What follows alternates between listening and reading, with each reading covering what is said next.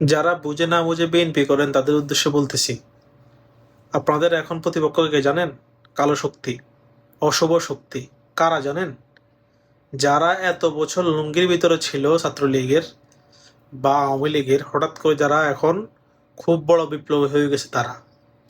আপনি চিন্তা করে দেখেন, আপনি কি পারবেন যে আপনি ছাত্রদল করেন বা আপনি যুবদল করেন, আপনি আওয়ামী লীগ সেজে বা জয় বাংলা জয় বঙ্গবন্ধু বলতে? আপনি পারবেন? এটা আপনার দ্বারা সম্ভব হবে? হবে না। আপনি যদি ইসলামিক পার্টি না, তারপর আপনি পারবেন না, কিন্তু গুপ্তরা কিন্তু পেরেছে।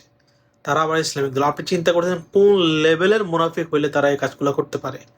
মানে লেভেলটা চিন্তা করে, একটা গোয়েন্দা সংস্থাকেও আপনি হার মানায় ফেলছে এরা।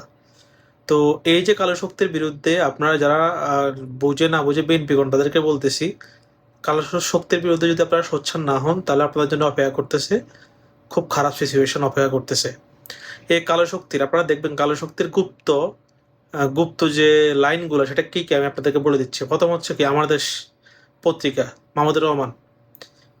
এটা আপনি এতদিন বিএনপি ডান মোনা দেখে বুঝতে পারেন নাই যে তারা যে জামাতের বি টিম। মাহমুদুর রহমান, তারপরে হচ্ছে মাহবুর রশিদ বান্না, তারপরে যে হচ্ছে ইনকিলাব মঞ্চ। এদের কথা শুনে লাফালাফি করবেন না, এরা জামাতের বি টিম এবং কালো শক্তি, এরকম হাজারও আছে।